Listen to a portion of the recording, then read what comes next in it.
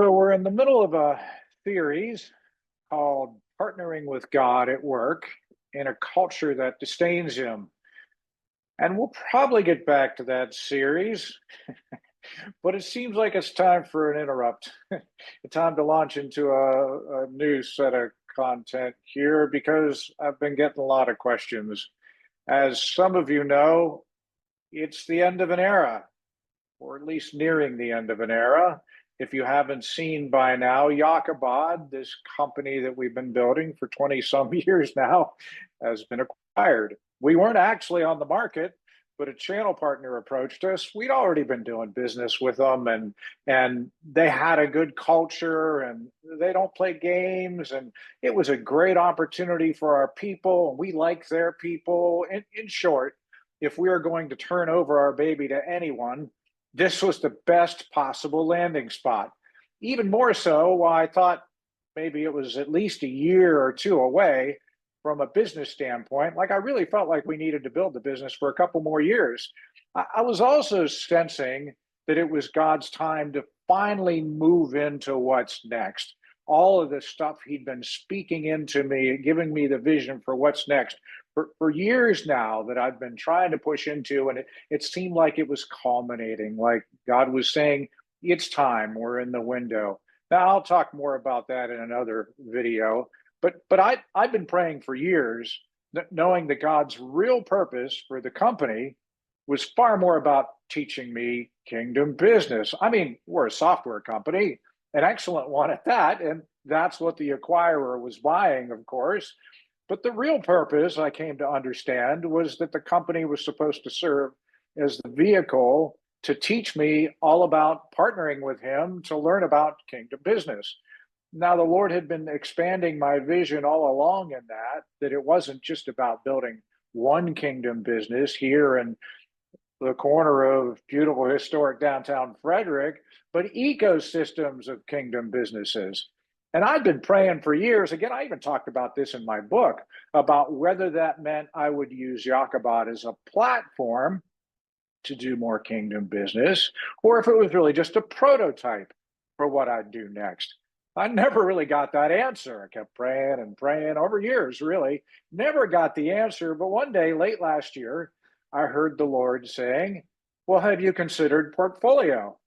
It's like, I'm not even sure what that meant. And I'm still trying to figure out how that fits in.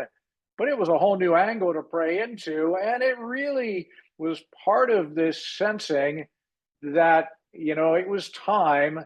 And that when it was time, that it would happen very quickly. That he is the God of suddenly, after all. He waits a long time, but then he waits. When he acts, it's often suddenly. Meanwhile, my friend Victor, who's a spirit-filled executive coach, currently on assignment in the Middle East, and you may have remembered his name if you follow my stuff, because he was in my book. There was a whole chapter. He has this unique prophetic connection to our journey with Yakabod, and that was all in this chapter, I Will Honor Those Who Honor Me. Anyways, Victor was back here in the States in the spring, and we had breakfast, and we were catching up and praying together, and he felt like God was saying, don't restrict the kingdom business work to the current structure of Yakabod, because it's just simply too big to fit into that. Like it would be limited if I did that. Like I needed to hold it loosely, to not try to force it into that construct, to let it be bigger. And neither one of us were sure how that would happen or even when, but Victor felt we were very close to the inflection point for that. And then a bit later, I called my friend Michelle, and she was our virtual CFO for stretches of the company here, a dear friend of the company. And I needed some prayer and counsel. We were in the middle of some really intense stuff as we were transforming the company from our old legacy business model to our new one, and then this acquisition stuff hovering. And, I knew I could talk to her and pray with her, and I wouldn't need to explain a lot. She'd just understand and not need a lot of explanation to be really able to push in prayer.